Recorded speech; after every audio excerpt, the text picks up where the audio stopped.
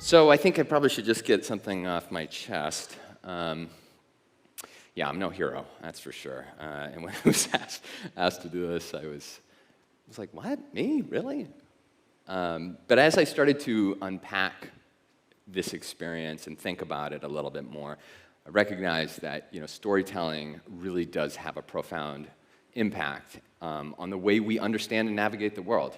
And Somebody's Hero really is the culmination of the last 15 years of my professional life. Sure, the desire to want to entertain and engage audiences, but I think more importantly to make you feel something, and to sort of understand your place in the world. So I'm going to just kind of ask you to now come with me on a journey through time and space, if you would. And we're going to just do a quick little exercise here, if you wouldn't mind indulging me. Close your eyes, and we're just going to retrace our steps. And we'll start small. What'd you have for lunch today? How did you get here today? Now let's broaden it back out to the last week. What were some of the studies or some of the work that you did that you were proud of? Now let's take it to the year. Some major struggles, maybe some successes in there. And now let's look at your entire life to right here. Major moments of personal self-discovery. Maybe there was a family tragedy in your life. Or maybe you learned something that put you on an entirely new path. Thank you. You can open your eyes. Thank you. I guess the purpose of that exercise is to really recognize that we actually have a lot in common in the way we deal with conflict and resolution. I mean, raise your hand if you had a breakup and it taught you a heck of a lot about yourself and how you want to do a relationship, right? Raise your hand if you lost somebody close to you and you didn't have a chance to say goodbye. Raise your hand if you tried something completely new at the risk of complete abject failure. Hopefully not what's happening right now. We are all vessels for the past, and it's how we deal with the past that makes us who we are today. So, a few years back, a major milestone in my life was a fire that ripped through my family childhood home, and it actually it was pretty dicey for my folks. They almost didn't make it out. And it made me realize that the things that you expect to hang around, the things that you take for granted, the things that are comfortable to you, they can just go up in a ball of flames, right? And then I met Ezra, and I heard his story, and that coincided with the birth of my firstborn. And I just, it got me thinking, could I do that?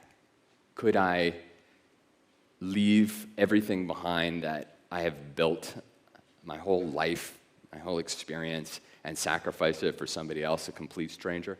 I'd like to think that I could, but I'm really actually not sure. Stories like Ezra, these decisions, they're impulsive, reactive, heroic decisions, but they're still conscious decisions, right? And curiously, on the other end of it, it's still a decision not to be a hero, to not go. That's the infection of the bystander effect, right? So dilemmas present us with this fork in the road and this feeling like no matter what decision I make, I'm going to lose something really important.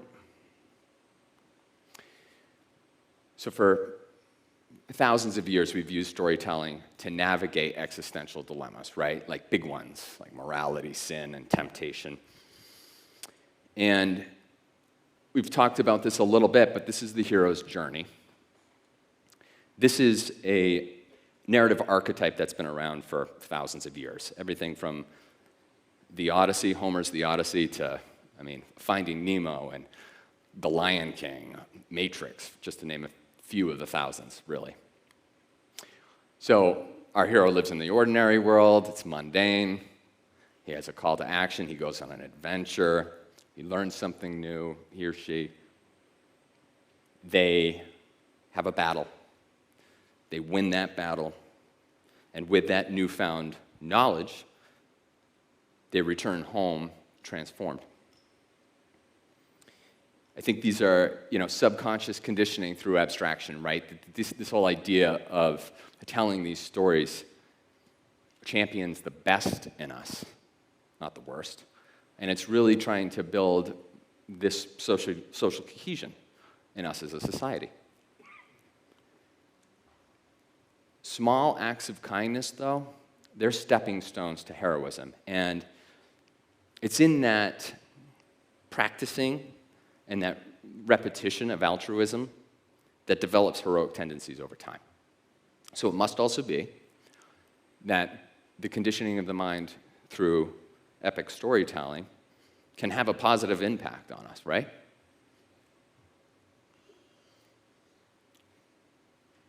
I just don't think Ezra's story is a classic epic hero's tale. I mean, those are sort of proactive heroic stories. And what I mean by that is that the hero has an opportunity to self-reflect, to think about their decisions, to meet people, to maybe collect data. And it always happens over a long period of time. And sometimes it even has like this mythical or supernatural quality to it, right? It says very little about the everyday people out there who are sacrificing for strangers and that have to bear the weight of that epic decision in their lives. So I think teaching heroism really requires some new ideas. I think that if we want to teach altruism, empathy, heroism through storytelling, I think we might want to rethink that modality just a little bit. One that makes room on the margins of our lives. One that sort of champions the everyday men and women that are doing selfless deeds. One that never leaves the real world. Just take a moment and think about how you would feel right now if you saw somebody in a burning building. Take a moment to think about how your brain chemistry would change if you were not successful. After all, it is not normal to save somebody. And it's certainly not normal to leave your comfortable world to save a complete stranger. So this is something that I've developed based on my friend Ezra and his story. It's the idea of maybe splitting the world instead of the ordinary and the special to the collective and the individual. The collective meaning our social and external pressures, and then the individual world, our internal pressures. So in the collective world, you have social standing, you have a job, you have friends. You have a past milestone that's put you on a different path. You have a mentor that's taught you right from wrong. Then you have these like little chains of empathetic moments that teach you how to be human and what it means to be human, right? And then we come inward into the individual world, the world of self-reflection and thinking about who you want to be and how you want to behave and become in this world. And an understanding of yourself and the strengths and your weaknesses. But then you come to this point of the dilemma of selflessness. Go or stay, do or don't do. But then the heroic self-discovery. That whatever decision you make, you're okay with the outcome.